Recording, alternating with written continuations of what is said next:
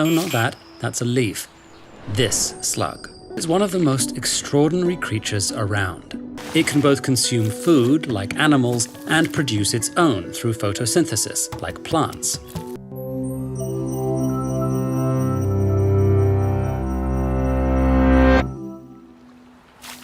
Take a good look at this slug.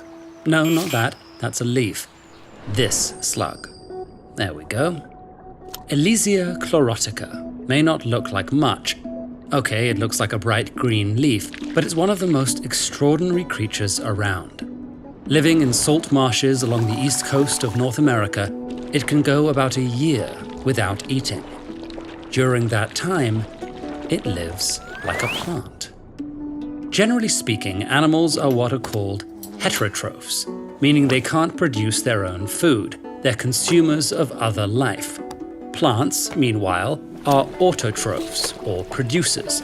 They can synthesize their own fuel from sunlight, CO2, and other inorganic compounds.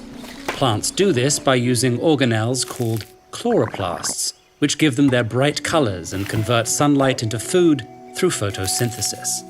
Elysia is what's called a mixotroph. It can both consume food, like animals, and produce its own through photosynthesis, like plants. In fact, Elysia steals its ability to photosynthesize from the algae it eats by piercing the algal cells with specialized pointy teeth, called radula. It sucks the cell empty and digests most of its contents, but the chloroplasts remain intact. They're incorporated into the epithelial cells lining Elysia's digestive system that branches throughout its flat body. This makes the slug look even more leaf-like, providing camouflage as well as food. As incredible as this adaptation is, there are more than 70 species of slug that steal chloroplasts from their food. What makes Elysia and a few closely related species in the Mediterranean and Pacific unique is how long they can hold on to chloroplasts. Most other slugs keep them for a few weeks at most. This longevity seems to be due to the survival abilities of both plastids and slugs. Specifically, the chloroplasts of certain algae can repair their own light harvesting systems, while most chloroplasts are thought to rely on their host cell and its genes for repairs. This makes the chloroplasts able to sustain themselves for longer inside the slug. Meanwhile, the slug adjusts its gene expression to improve its relationship with the chloroplasts and removes damaged plastids to avoid accumulation of potentially damaging chemicals. Though few species can steal organelles from another species' cell, these slugs are far from alone in getting an assist from plants.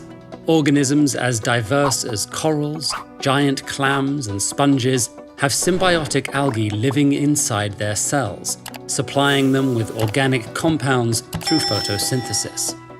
In turn, they supply their little helpers with shelter and inorganic compounds.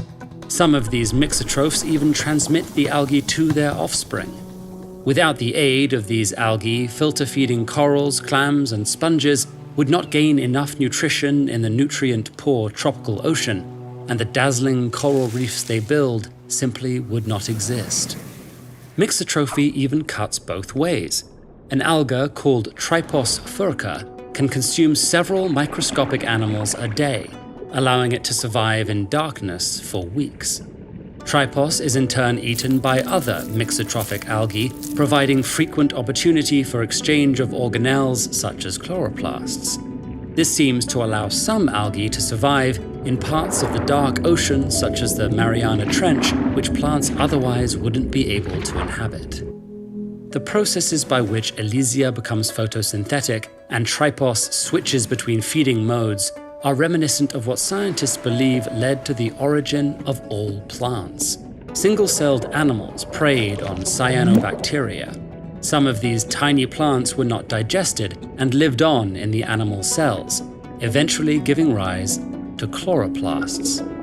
But these first eukaryotic plants were soon consumed by other animals, which hijacked the precious chloroplast just like Elysia.